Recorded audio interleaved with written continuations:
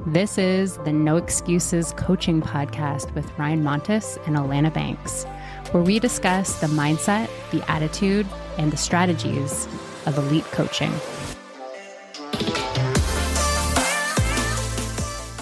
There's been a lot of talk lately about Chat GPT, and there have been a couple of presentations this week. I think Google did a presentation. Chat GPT had a live stream yesterday introducing Chat GPT 4. And I've been playing around with it. And I know, Ryan, you've been playing around with Chat GPT and AI a lot lately. So I wanted to bring it to the podcast to have a conversation just about sort of like the preliminary things we've learned, how we're using it in our business, and, you know, share that with the listeners, because I think it's really helpful. And it's something for me specifically that's helped me increase my social media output. Let's chat about it. Yeah. Let's talk about it. I'm looking at it right now, looking at Chat GPT, the latest version 4. I've got it open on my screen, but I've been doing some cool stuff with it. I think the thing I like most about Chat GPT is that it's just like horrifying for so many people. Yeah. It's like people who know nothing about it are already, you know, like, oh, well, I'm not going to use that. Like attaching all these different like meanings and connotations, and it reminds me of like the meanings and connotations that get attached to social media that totally. Know how I feel about that. Social media is evil, it's toxic, and it's like any other tool, it's how you use it. And I can tell you, all evidence, all signs, all indicators so far are that not only is artificial intelligence and AI aided workflow here to stay, but it's already huge, and it's huge. Within the next couple of months it's going to be even huger. And I urge you folks, if you're listening, I'm not saying you have to turn your whole world upside down, but don't ignore this new technology that is rapidly becoming a major part of the way a lot of people are doing things. Don't ignore it. Get in on the ground level, because this is one thing that's like, there's a big risk of getting left behind if you refuse to at least understand what it is and how it works. Doesn't matter if you're a coach or you're retired or whatever.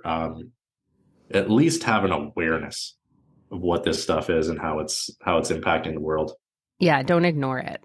Yeah. Because I kind of had the same thing when it was first announced. I was like, another thing I'm going to have to learn. I don't get it. I don't want to. And then I literally just shifted my mindset, and I was like, no, I think I heard enough people talking about it that I respect, that I was just like, I am going to get it on the ground floor on this, because I want to know exactly how to use this, because I know it's going to be beneficial. I know it's not going anywhere. So I think if there's anything you can take away from this episode, is just jump onto the bandwagon and at least raise your awareness, figure out what it's all about, how you can use it.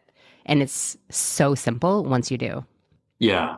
There's a pretty important statistic just to highlight how much ChatGPT or how ChatGPT and its adoption is so different than any other technology that's come before. And, if we look at there's this metric, which is the time from release to a million users, from release to a million users for a technology. So if we look at Netflix, from the time Netflix started until they hit their 1 million users, it was, how long do you think it was, Alana? It's so funny, because I used to do this exact exercise with my social media class when I taught at Centennial College, but I don't remember. I feel like it was like 1 year. It was 3.5 years. 3.5 years. Because Netflix actually started in 1999. That's right. It was like a video. I think this, cassette tapes.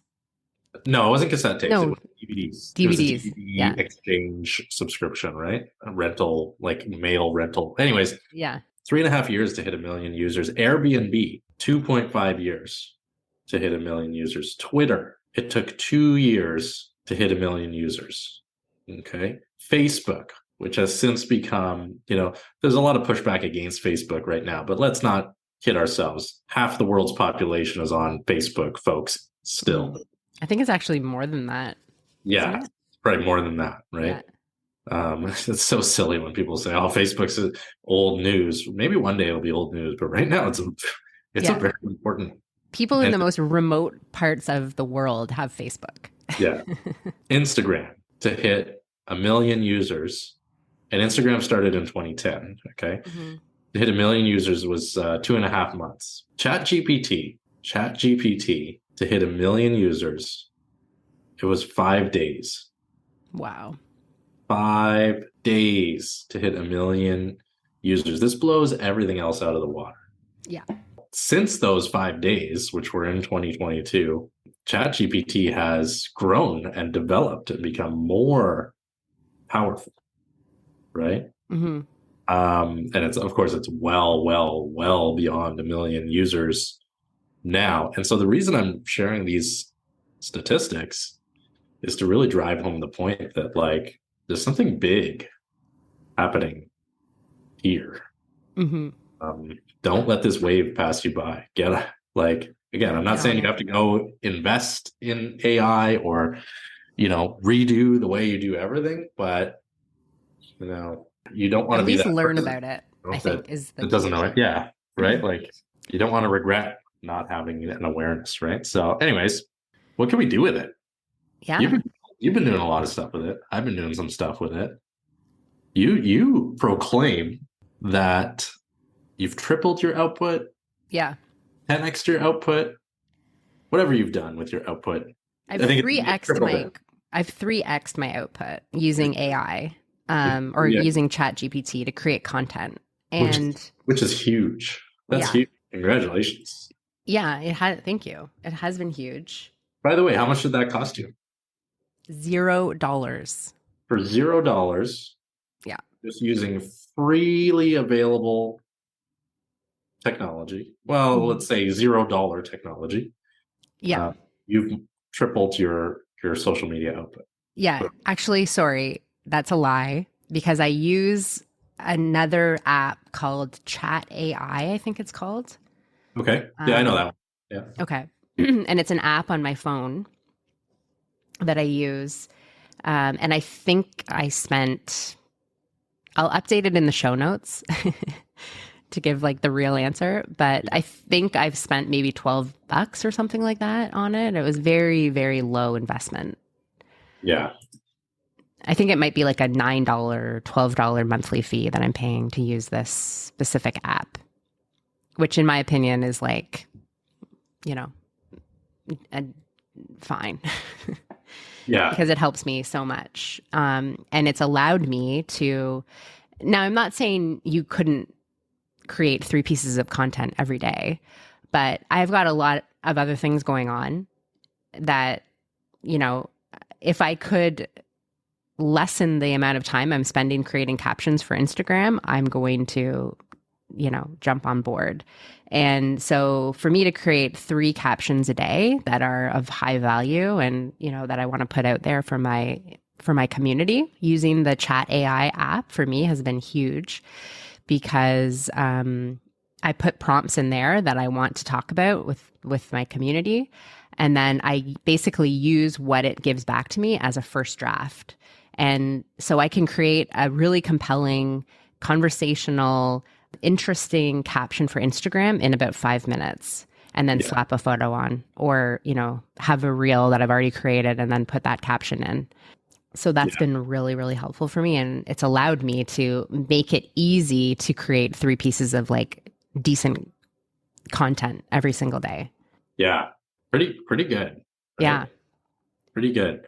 So maybe before we actually even get any deeper into all that, for those that really don't know, like, what is Chat GPT and what is this new wave of AI? Because the term AI has been around kind of for a long time, and people have been Yeah. attaching it to a lot of different technologies that are really underwhelming for a long time, right? Mhm. Like, I think like the first version of Apple Siri, the Right. term AI was thrown around, and it's basically just a voice command prompt, right? Yeah. This is different, right? Like Chat GPT is different.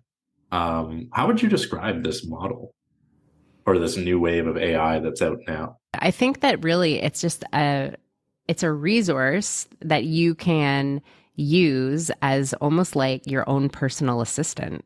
So you can use it as like a search engine to like find out information about things, but then you can also use it to create whatever you want. So you can, deliver prompts to it that allow you to ask questions and then have it create information for you.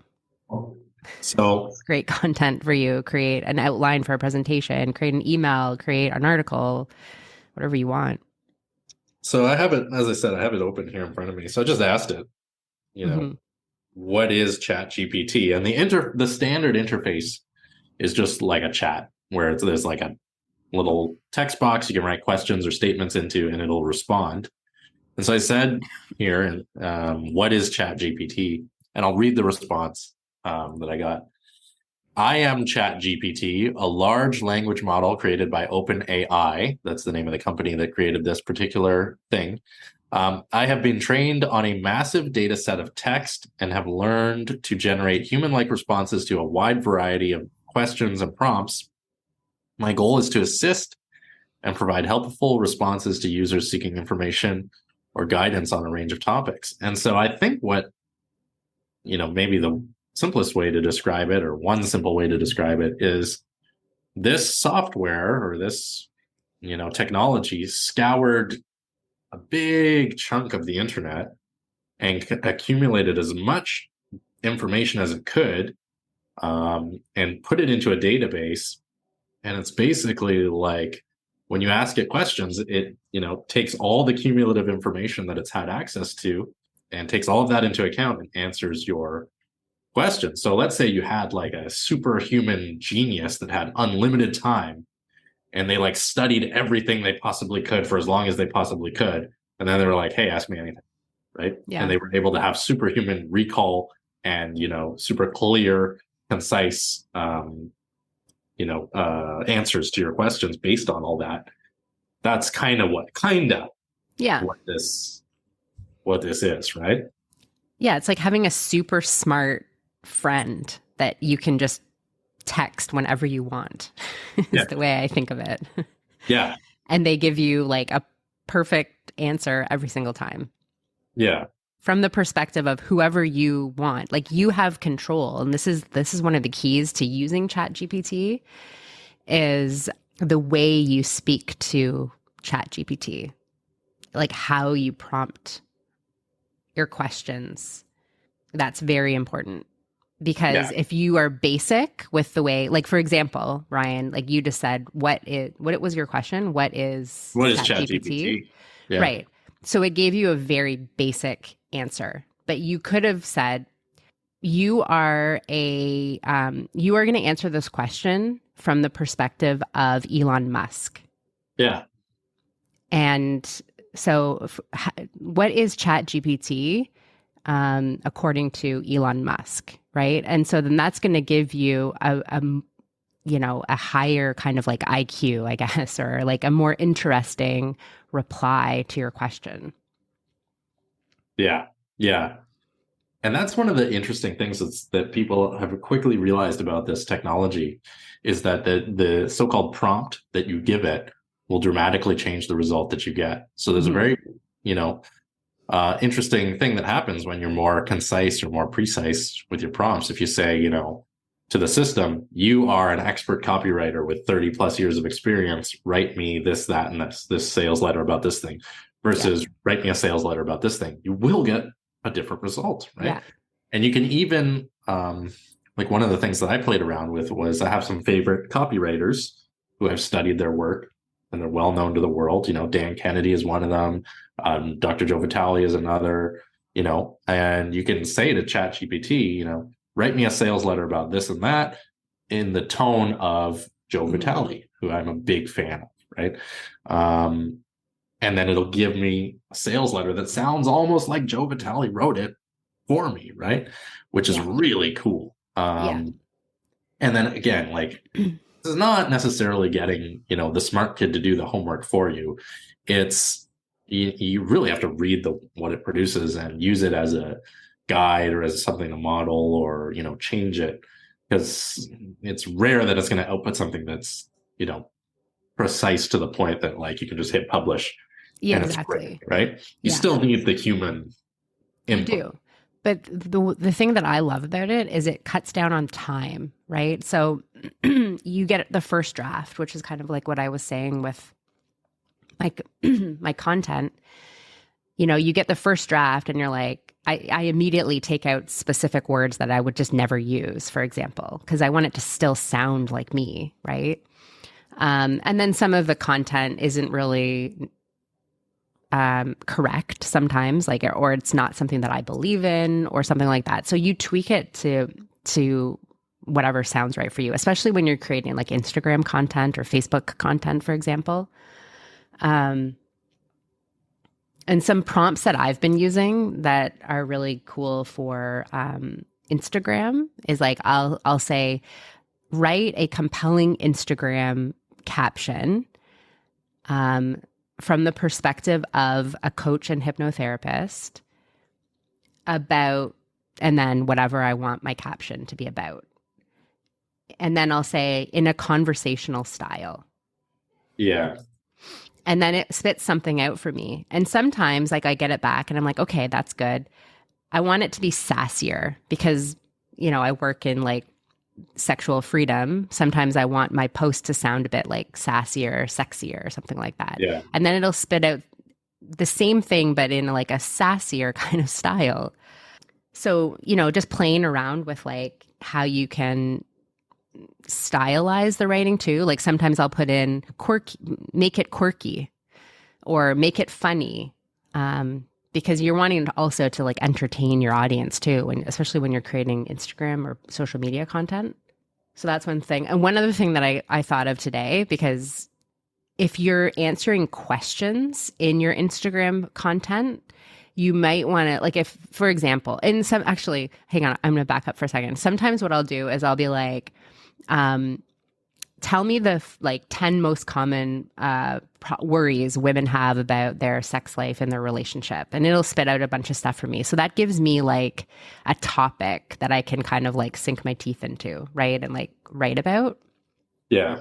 And then I might put in a question that's like, how would Tony Robbins respond to this type of worry?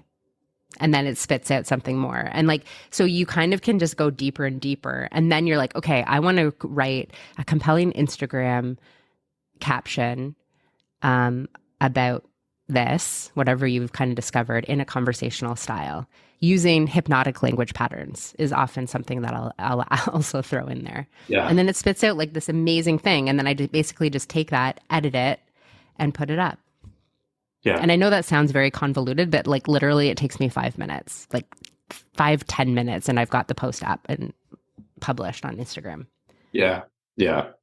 That's a really good use for it. One of the other things that I've been doing with it is I was experimenting with writing some blog posts for my website because for search engine optimization, if you have some blog posts on your website, it can actually help more people to find your website. So, if you have a business where you do, let's say you're an arborist, and your job is to maintain trees on people's property, people are Googling for arborists in their area.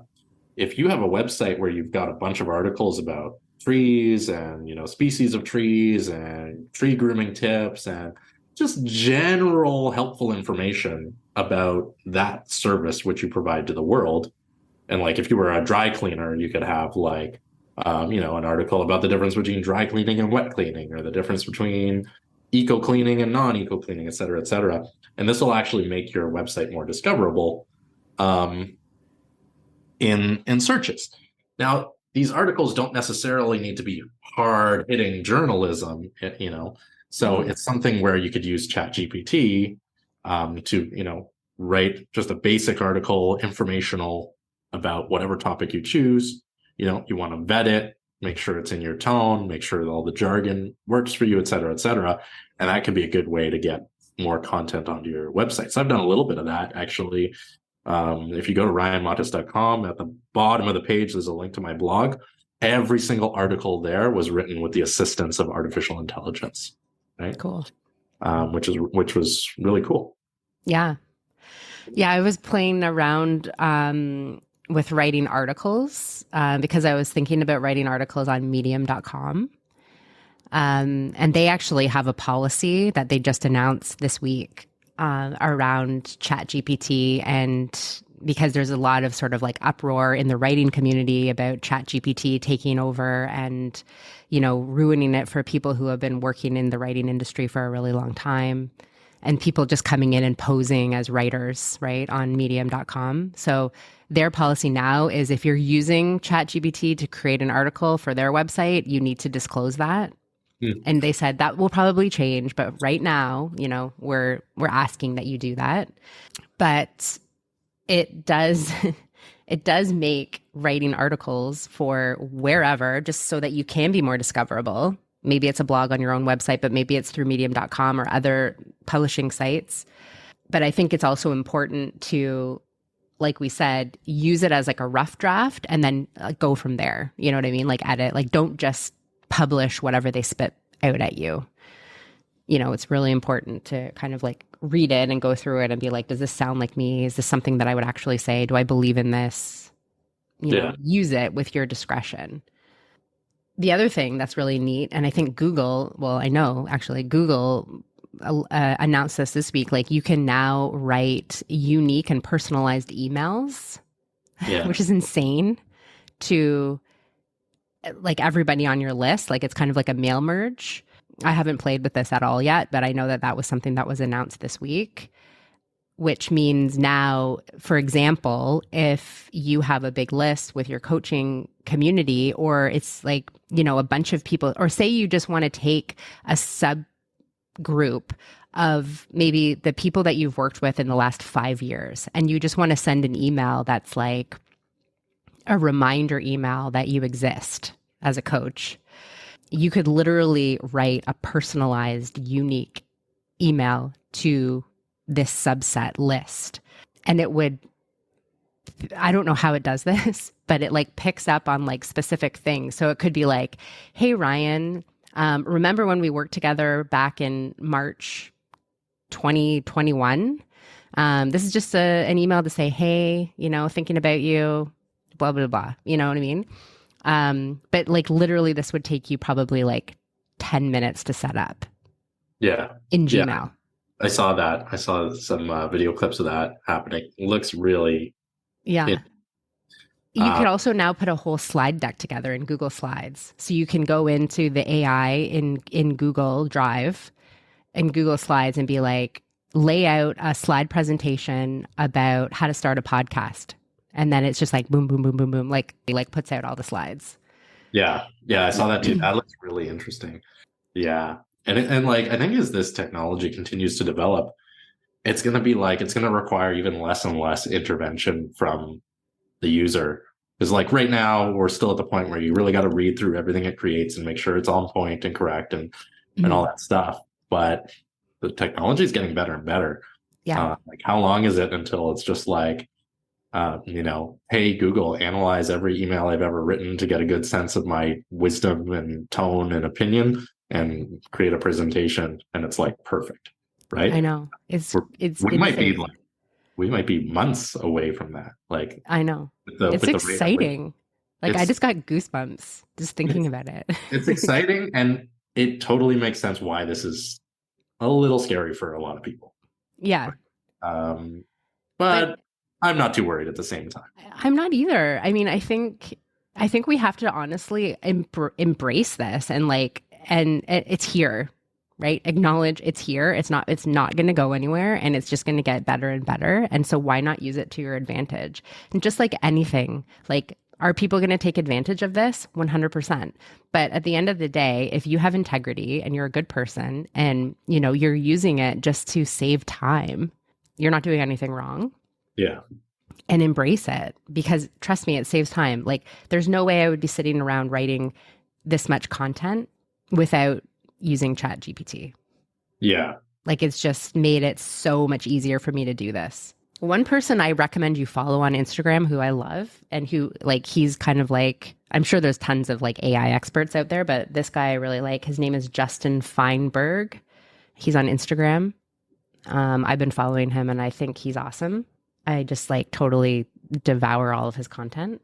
And his big thing is the one biggest mistake people make when it comes to using ChatGPT and these AI platforms is they don't provide the proper framing, which is what Ryan and I were talking about when it comes to like, giving it a prompt, like being very intentional about what specifically you want this thing to do.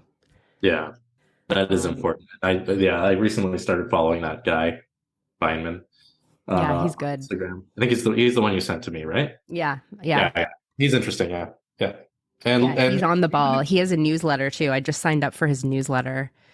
and he has like, the last I checked, he had like 50,000 followers or something like that. Yeah. And like chat, and his whole account is just about AI and Chat GPT, which only came out a few months ago. Yeah. He's already got 50,000 followers, which like shows you how excited and interested people are in this technology in general. Totally. All he does is make reels about Chat GPT and AI, right? And they're good and they're concise, but like, Yeah. Well, he's working with actually companies now. So he's putting together proposals on like how your company can use AI to like improve things within your business and generally just how you can use it to increase your whatever. Yeah. I don't know. To increase your whatever. Yeah, exactly. Yeah. So what more can we say about this? Send us a message if this is something that you're like interested in, or like if you've found other really interesting ways to use it. Like I would love to hear. Like I'm totally open to this and like very interested in seeing like how this all unfolds. Yeah. Yeah.